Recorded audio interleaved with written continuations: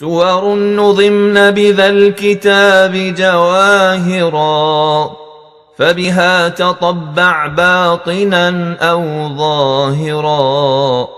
اقبس من الأنوار في آياته، مستجلي الأسرار فيه بواهرا. واظب عليه تلاوة وقراءة، سيان كنت مسره ومجاهرا.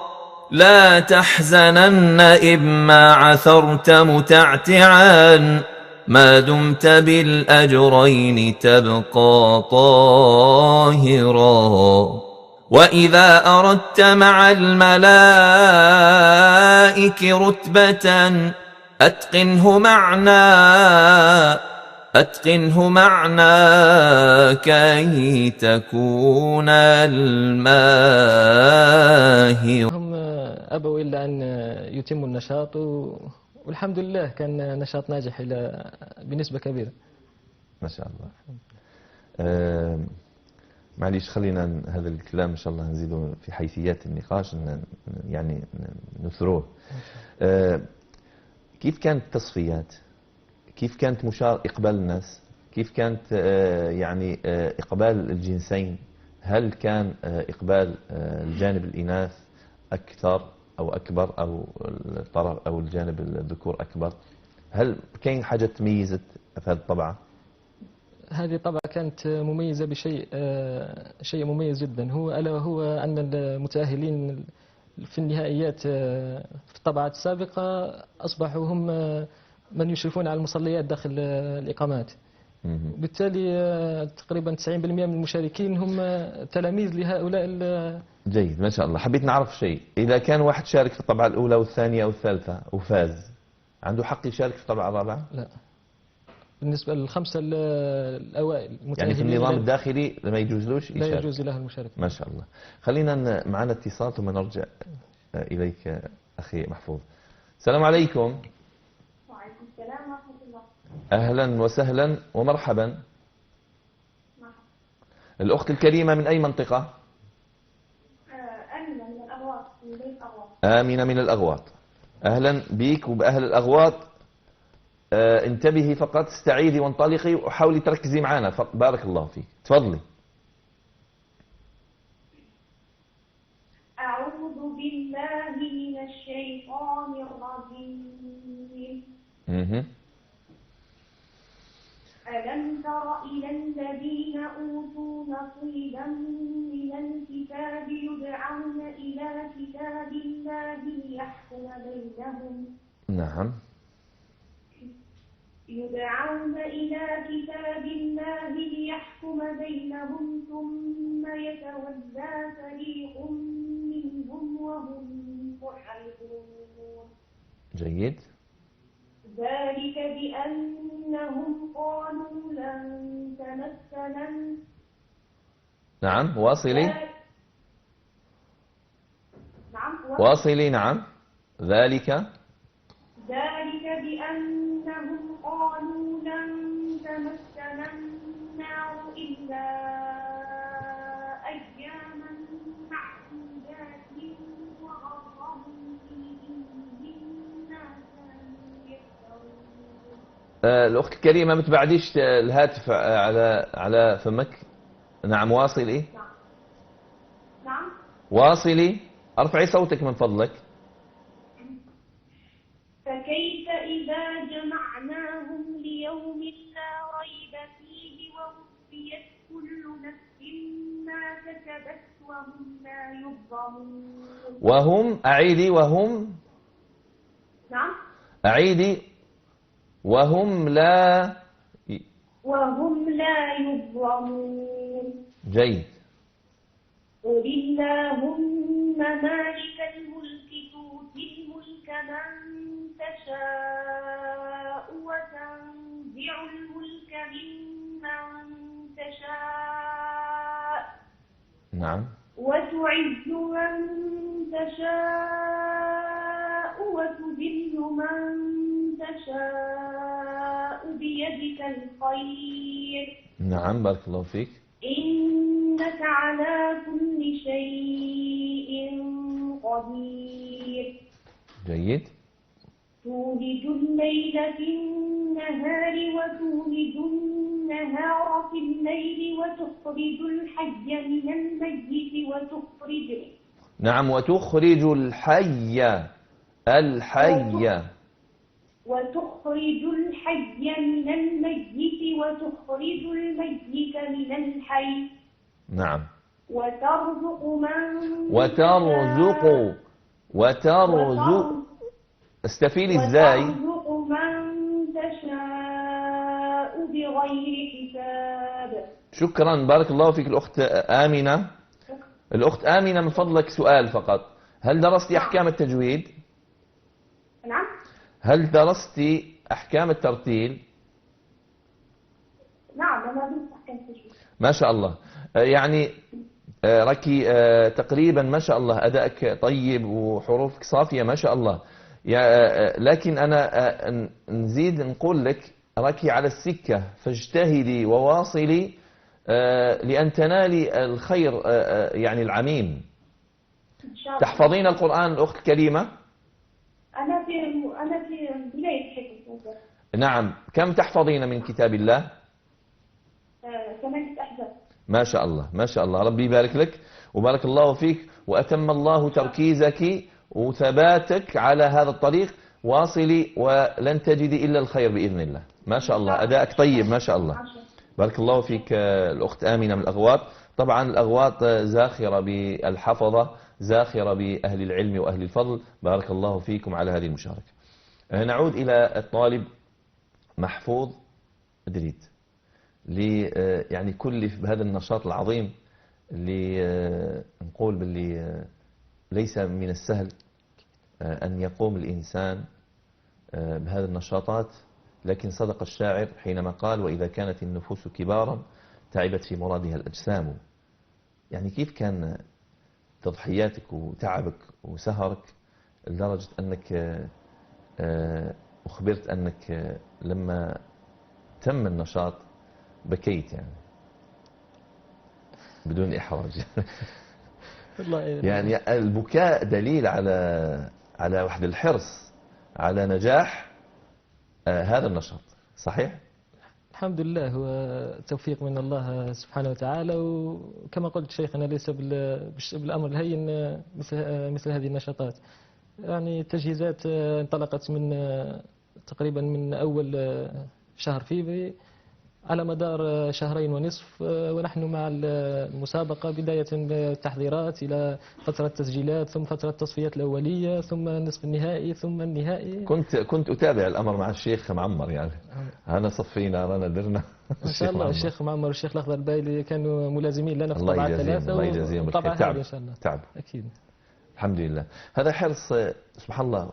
يعرف الإنسان من خلال هذا النشاط، هذه عينة فقط من الدنيا، أن الله سبحانه وتعالى هو الذي يجمع الناس، أن الله هو الموفق، أن العمل الخيري لابد له من تضحية، ما يجيش هكذا. ولهذا هزي إليك بجذع النخلة. نرجع إلى التصفيات إلى أن وصلتم. شرح لنا كيف كانت التصفيات إلى العدد اللي وصلتوا به وخلصتوا به إلى النهائي.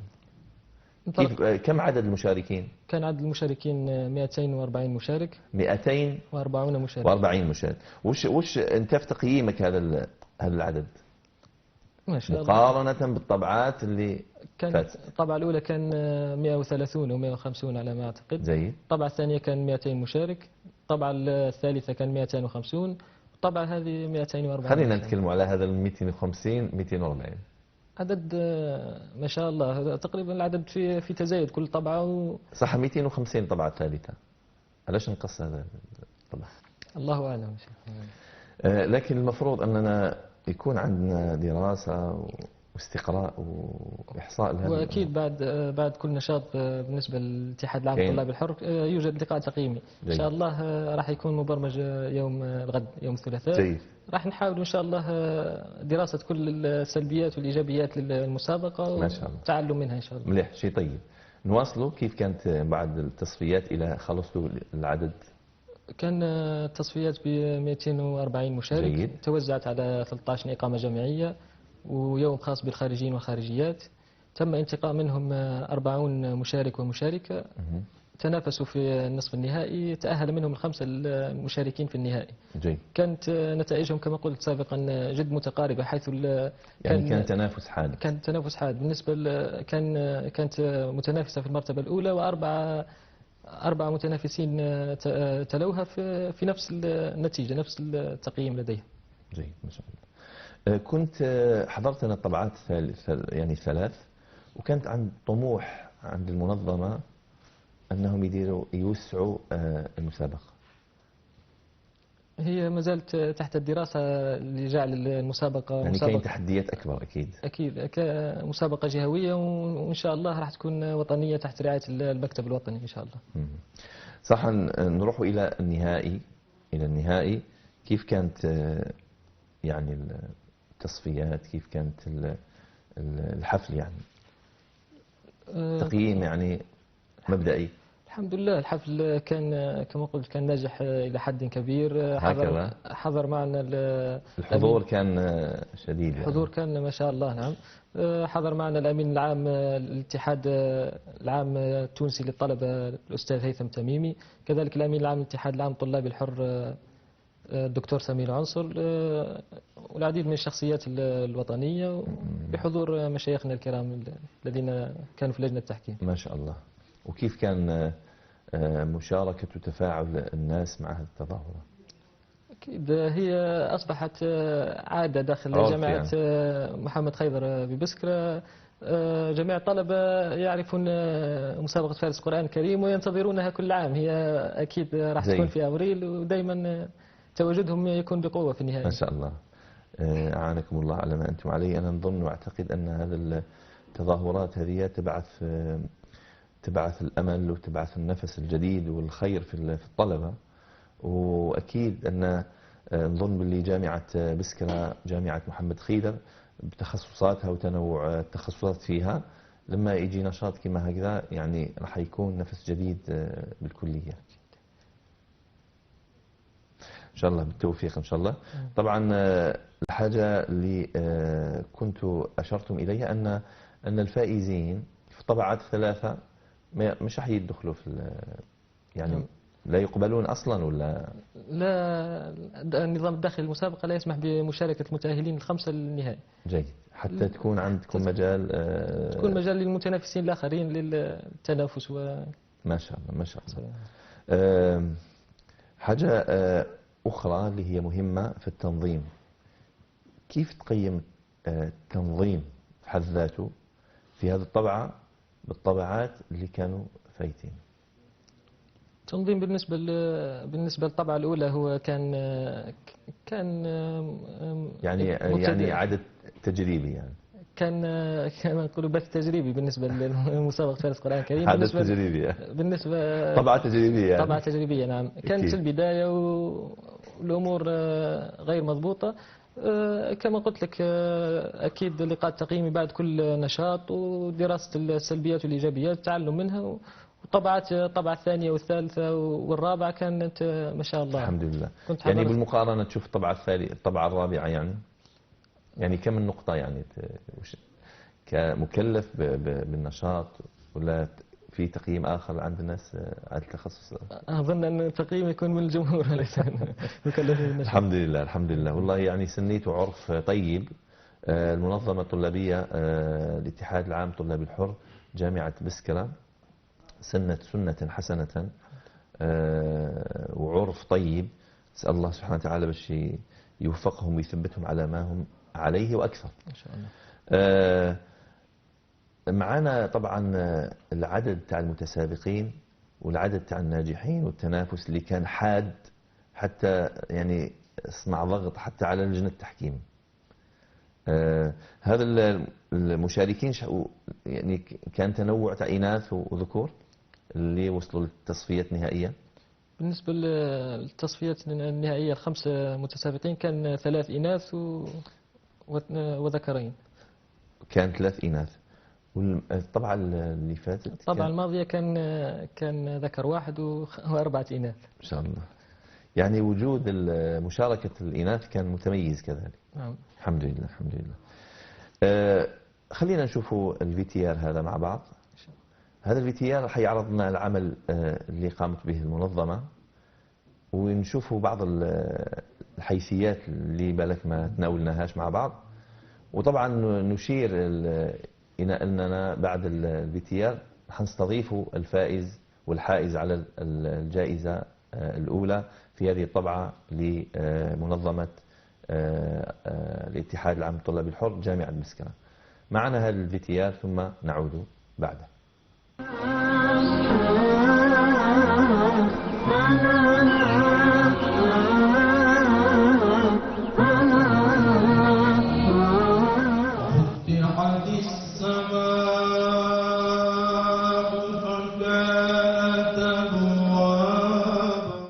بقراءة من هذا الصوت الندي نطل عليكم في هذه الأمسية الطيبة المباركة من مدينة الزيبان في آخر محطة من مسابقة فارس القرآن.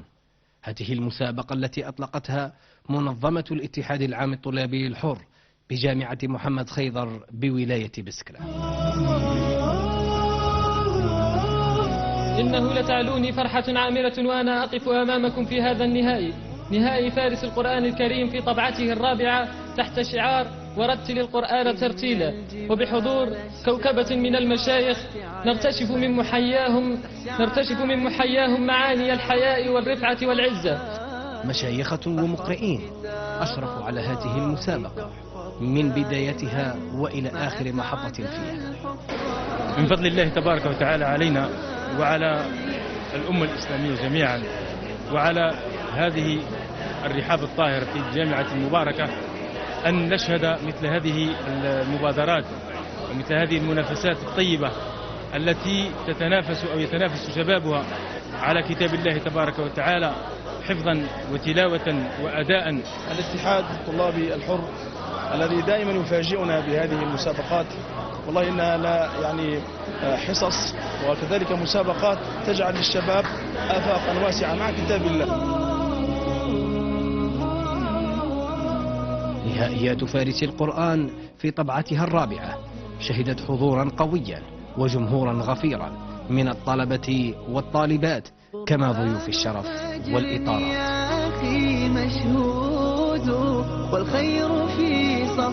التصفية النهائية لمسابقة فارس القرآن أفرزت 5 متسابقين منهم 3 إناث. من يستحقها سيكون الفائز بإذن الله. أسأل الله التوفيق لي ولكل المتسابقين والمتسابقات الذين معي. أتمنى أن أكون أنا. درست على شيخين من شيوخ الإسلام، نسأل الله أن يزيدهم علما على علم. ختمت كتاب الله وأنا ذات عمر 13 سنة. الحسم دقت ولحظة التنافس بدأت، وتقدم المتسابقون تباعا لإسماع أصواتهم وعرض تلاواتهم أمام لجنة التحكيم. فبعد أن اتفق الجميع أن القراءة برواية ورش عن نافع من طريق الأزرق. أم لهم إله غير الله سبحان الله عما يشركون.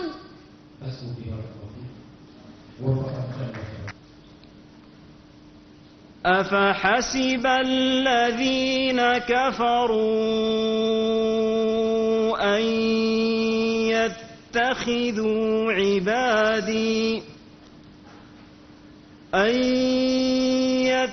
يتخذوا عبادي من دوني أولياء إنا أعتدنا جهنم للكافرين نزلا.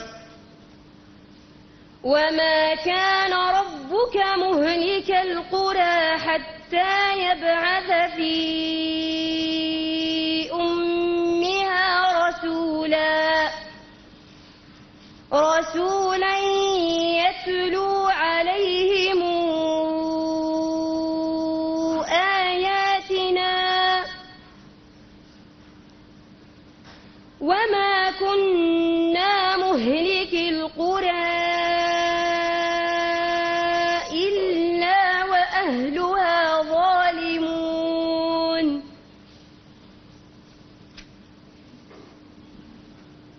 لا الشمس ينبغي لها أن تدرك القمر ولا الليل سابق النهار وكل في فلك يسبحون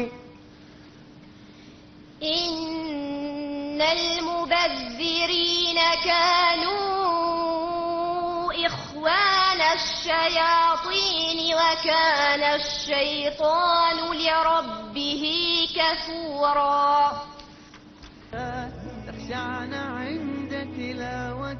أنهى الطلبة قراءته وأكملت اللجنة مداولاتها ومشاوراتها، فاشرعبت العيون وحبست الأنفاس، وجاء وقت إعلان النتائج.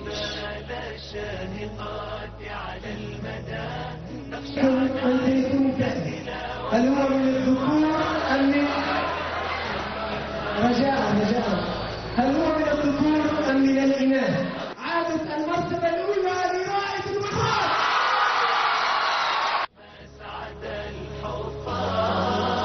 ما سعد الحفاظ. إذن هكذا كانت مسابقة فارس القرآن ببسكرة التي أطفأت شمعتها الرابعة لتشعل تنافسا جديدا في موسم خامس وطبعة جديدة بإذن الله العام المقبل. قرآن فجر يا أخي مشهود والخير في صفحاته معقود، فاحرص على القرآن لا تبخل به، فالخير دوما للورى مردود. فاحرص على القرآن لا تبخل به، فالخير دوما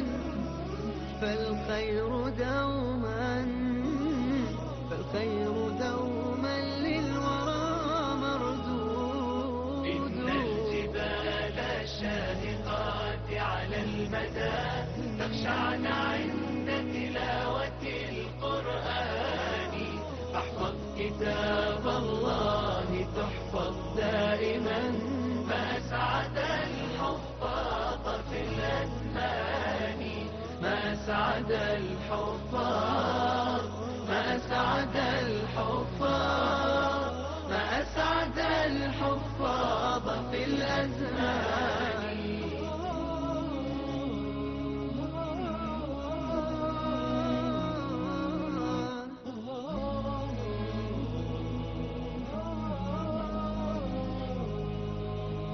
ارتق لأنك حافظ يا مسلما، ارتق إلى الفردوس تلقى المنعما، ارتق فإنك قد تعبت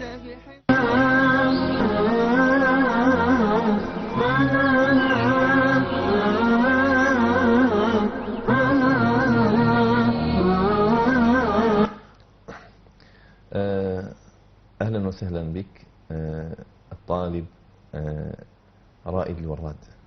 الطالب رائد الوراد في هذه التصفيات النهائية لهذه التظاهرة التي أقامتها المنظمة الطلابية الاتحاد العام الطلابي الحر فرع جامعة بسكرة جامعة محمد خيدر، أفرزت في النهائي 5 طلبة، 3 إناث ويعني ذكران، وفي الأخير نال رائد الوراد الاستحقاق يعني في لجنة التحكيم اللي كان عددها 5 أفراد. نلت الجائزة الأولى في هذه المسابقة. الحمد لله. كيف كان شعورك؟ أولا بسم الله الرحمن الرحيم، والصلاة والسلام على سيدنا محمد صلى الله عليه وسلم. بداية أشكر قناة الشروق على استضافتها الطيبة لنا، وأشكر أيضا الاتحاد العام لطلاب الحر فرع بسكرة على هذه المبادرة الطيبة التي كانت كمصباح وسط جامعة، ونحن نعرف الجامعات، كانت تضيء جامعة بسكرة. ومع العلم أنه اتصلوا بي أصدقاء كثر من ولاية أخرى وقالوا لي باللي راهي جامعة بسكرة ناشطة في مجال الديني ما شاء الله. الحمد لله على هذه المبادرة الطيبة، وأسأل الله أن يثبتهم ويثبتنا جميعا إن شاء الله. رائد الوراد استسمحك، هو يعني طالب سنة أولى ليسانس تخصص طاقات متجددة. نعم. فأنت أصلا طاقة متجددة. الحمد لله. ما شاء الله، ربي يبارك لك إن شاء الله. خلينا نتكلم على هذا يعني الفوز، هو فوز يعني في هذه الدنيا لا يقارن يعني، لكن كيف حسيت يعني لما سمعت صوتك وأعلنت النتائج أنك فزت بالجائزة؟ ما هو إحساسك؟ بداية المسابقة وبداية التصفيات كانت في الإقامات الجامعية. كل إقامة كانت يعني نوعا ما كانت سهلة وليس فيها، لكن يعني بعد مازال العصير يعني مازال إيه. لكن بعد في كي يختاروا القراء يعني واحد انه يكون شغل يحس باللي راه كاين منافسين معاه ولا يعرف اصواتهم ولا يعرف قراءاتهم. لكن الحمد لله في النصف النهائي، رغم اني كنت الاخير في النصف النهائي، رغم ما لم اقرا يعني ما كنتش في كنت واجد يعني ايه ما كنتش مركز مع الدراسة، وخاصة التخصص تاعي في أيام الفروض ما لم أركز يعني. لكن تلك الليلة قرأت يعني، اجتهدت قليلا، رغم أن مش كثيرا يعني. قليلا لأني دائما هكذا حتى أصلي يعني القرآن. كان النهائي تنافس حاد نوعا ما، والحمد لله وفقني الله سبحانه وتعالى لنيل المرتبة الأولى. يعني لا أكون متحيز، لكن كنت أدري أنها لي المرتبة الأولى والحمد لله. استحقاق، اعتداد هذا يعني ثقة بالله وثقة بنفسي فقط يعني. لكن الحمد لله، الله يبارك الحمد فيك. لله. رائد الوراد، شو معنا اتصال ثم نرجع إليه. معليش.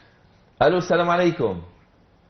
وعليكم السلام ورحمة الله وبركاته. أسمعك يا شيخ. أهلا بالأخت الكريمة، السلام عليكم. من أي منطقة؟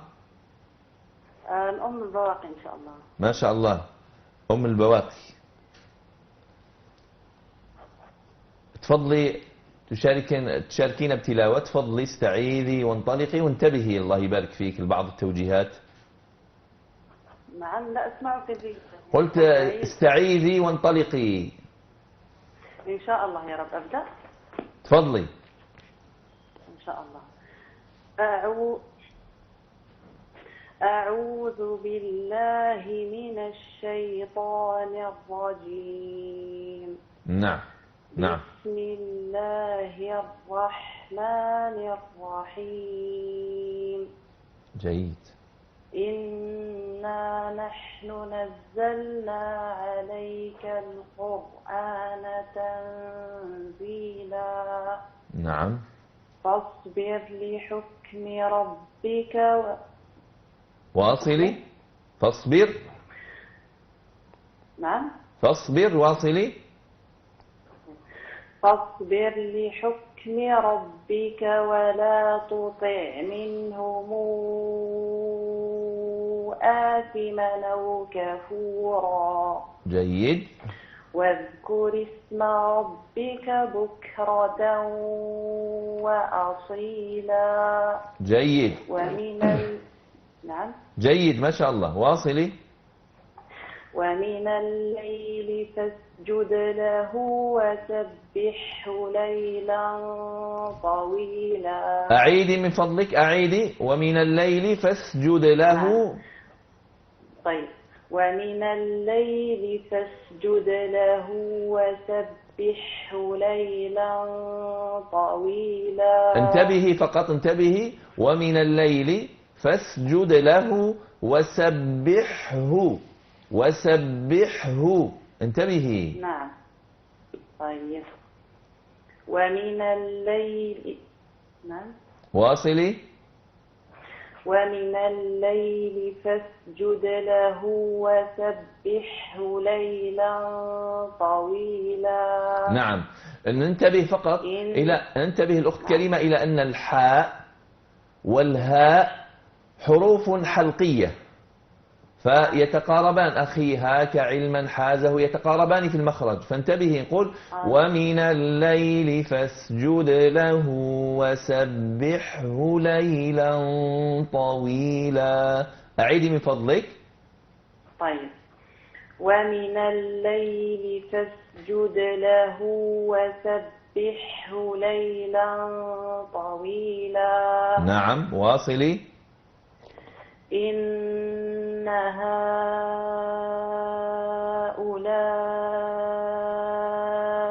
يحبون العاجلة جيد. ويذرون وراءهم يوما ثقيلا. نعم. نحن خلقناهم وشددنا أسرهم. جيد. وإذا شئنا بدلنا أمثالهم تبديلا. جيد.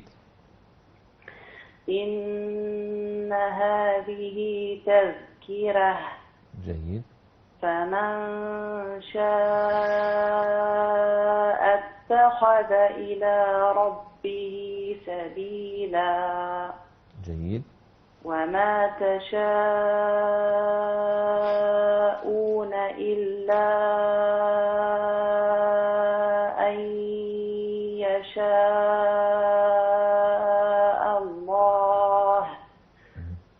إن الله كان عليما حكيما. جيد. يدخل من يشاء في رحمته والظالمين أعد لهم عذابا أليما. جيد. ما شاء الله، ما شاء الله يا الأخت الكريمة، أداءك طيب ما شاء الله. إلا أني أخالك أنك راكي مازلتِ تدرسين وتجتهدين، صحيح؟ نعم أكيد. نعم. على بركة الله. واصلي. أداءك طيب ما شاء الله، أداءك وتحكمك في الحروف ما شاء الله. بارك الله فيك. وفيك بارك الله، جزاك الله كل خير يا شيخ. الله يبارك فيكم، أعانكم الله. والله دائما أقول وأردد أن الخير في بلادنا منثور، يعني نثر هذه البلاد وشساعتها.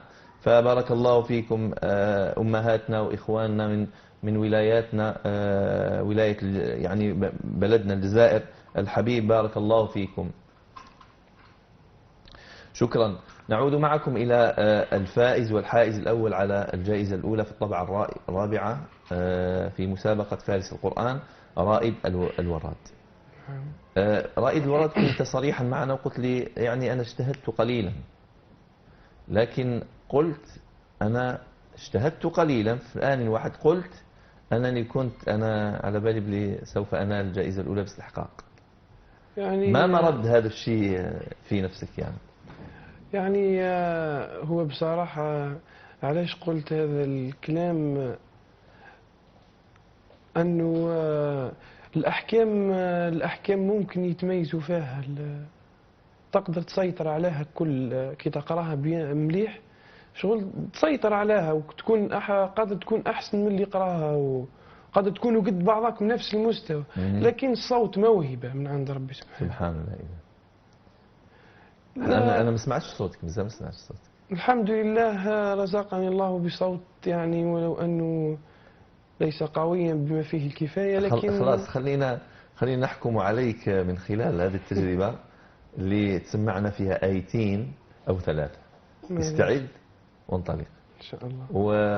وذكر فقط الإخوة باش يعينوه بالصدى. نعم تفضل.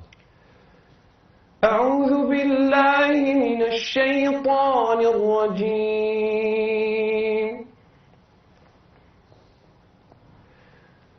إن الذين قالوا ربنا الله ثم استقاموا تتنزل عليهم الملائكة ألا تخافوا ولا تحزنوا وأبشروا بالجنة التي كنتم توعدون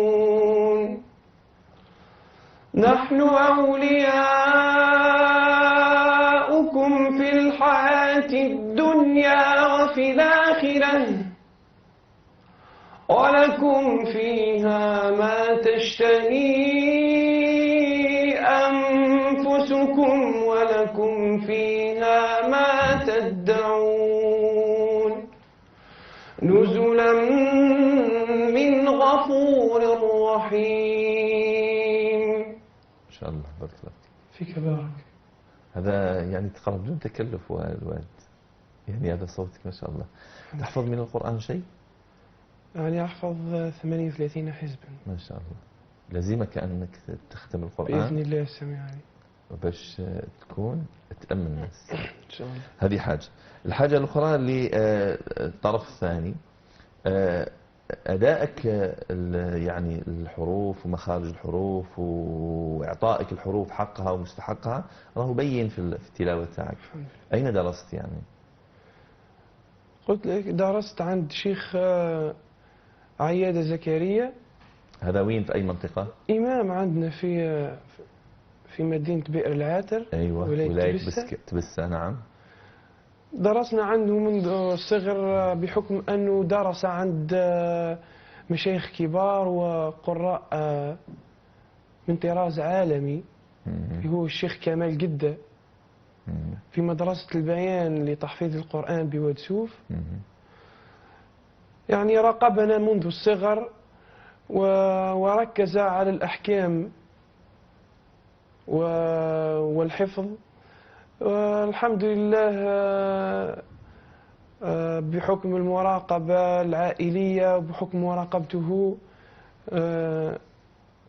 مشينا مشوار الحمد لله.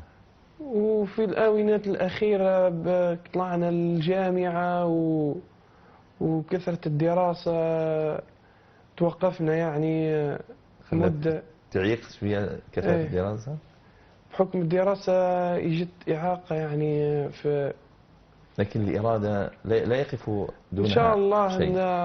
نسأل الله يرزقنا إرادة ويرزقنا الثبات ويرزقنا الإخلاص والذين جاهدوا فينا لنهدينهم سبلنا. فلا بد من أن تجاهد نفسك وأن تصبر على هذا الطريق، فالله سبحانه وتعالى يوفقك إلى الخير بإذن الله تعالى. طبعا في مسارك وهذه التصفيات وهذه الحيازة هذه أول مسابقة شاركت فيها أنت؟ لا، شاركت في مسابقة في الولاية اللي هي فارس القرآن في ولاية بئر العاتر، وشاركت في تاج القرآن. يعني مسابقة تاج القرآن. تاج القرآن الحمد لله يعني تأهلت للتصفيات النهائية، لكن لم أصل إلى 12 التصفيات الأخيرة. التصفيات الأخيرة. ما يهمش المهم أن الإنسان يكون عنده طاقة ويطورها. الحمد لله. كيف تقييمك لهذا الطبعة وهذه المسابقة وهذه التصفيات تاع فرع بسكرة؟ ما شاء الله يعني قلت إنها مبادرة طيبة، وكل ما أي مبادرة في سبيل الله في القرآن أو إنشاد أو كلمة طيبة يعني حتما راح يكون التقييم جيد، لأن التقييم مهما كان التقييم تاعنا ليس بالكافي والوافي أمام الله سبحانه وتعالى. أكيد. هذه هذه مسابقات فقط دنيوية. نعم. لكن ما عند الله أعظم إن شاء الله. قال انظر كيف فضلنا بعضهم على بعض وللآخرة أكبر درجات وأكبر تفضيلا. طبعا احنا هذه الحصص نعرف بالمهرة، نعرف بالمتقنين، بالناس اللي يعني علاقتهم بالقرآن ويعني علاقة جمال وعلاقة تألق. فنشوف باللي رائد الوراد هو ماهر من المهرة، لكن لابد من معرفة شيء، أن الإنسان لابد أن يصبر ويرفع مستواه. إن شاء الله. هذه المجالسة، هذا العلم هذا والحفظ يسير. ربي سبحانه قال ولقد يسرنا القرآن للذكر فهل من مدكر. ولهذا عليك أن تجتهد أكثر إن شاء الله بحول الله كي تنال شرف الختم لكتاب الله سبحانه وتعالى، كذلك شرف الإتقان. الحمد لله ربي من عليك بصوت، فأكيد راح تكون عندك مسؤولية أكبر مما تتصورها. ولهذا تخصصك طاقات متجددة، احذر أن تكون يعني تغرق في هذا التخصص. بارك الله فيك على هذا التلبية. بارك الله فيك على أنك أودعت في هذه المنظمة وهذه الطلبة، أودعت فيهم كذلك ثقة، لأن الإنسان لما يجي يشارك في مسابقة أكيد أنه لابد أن يعطي هذه الثقة أولا. والحمد لله ربي يعني حباك بصوت جميل، وحباك كذلك بهذه الجائزة. الحمد لله. يعني أنت راضي عن الجائزة؟ الحمد لله الحمد لله. وش هي الجائزة اللي اديتها؟ عمرة. وراضي أنت؟ الحمد لله. الحمد لله. يعني كنت مقرر أني جواز السفر ما نخدموش كان على العمر، نخدم غير كان خدمته على العمر نروح بلا سفر. يعني بارك الله في الإخوة على الفرع. الحمد لله والله الحمد لله. بارك الله. بارك نقطة بارك حاب نوضحها لي في بسكرة. كانت مسابقة أخرى في بسكرة. نعم. في نفس الجامعة. نعم.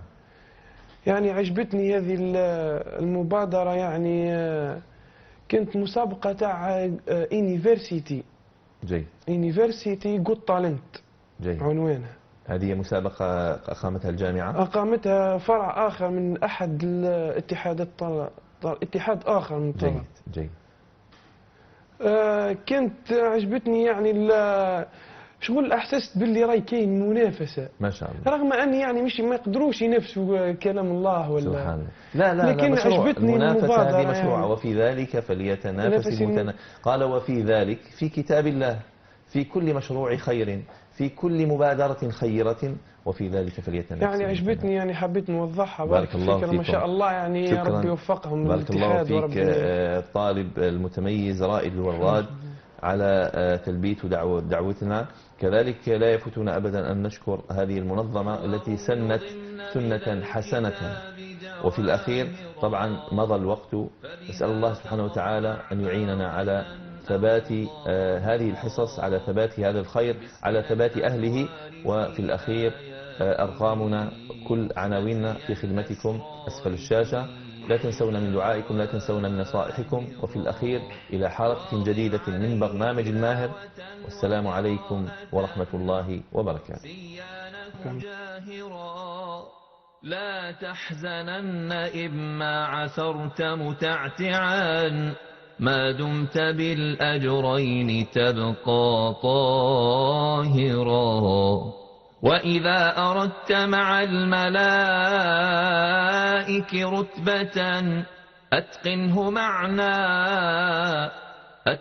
معنا كي تكون الماهرا.